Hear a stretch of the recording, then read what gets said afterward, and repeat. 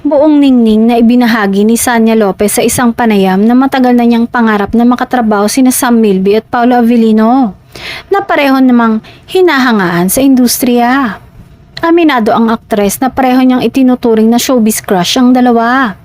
Ayon kay Sanya, malaki ang paghanga niya sa pagiging versatile ni Sam at Paolo pagdating sa pag-arte. Para sa kanya, inspirasyon at dedikasyon at professionalism na mga ito sa bawat proyektong kanilang ginagawa.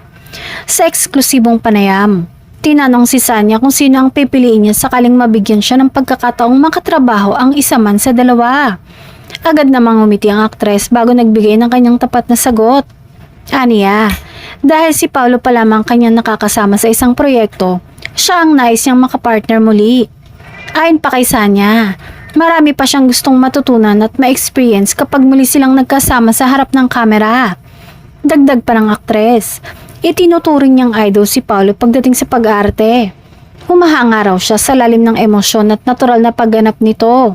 Dahilan kung bakit gusto pa niyang makasama ito sa mas seryoso at hamong mga eksena.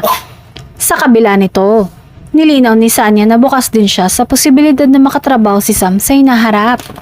Para sa kanya, biyaya ang bawat proyektong dumarating at mas mahalaga pa rin ang magandang kwento at kalidad ng trabahong kanilang maihahatid sa mga manonood.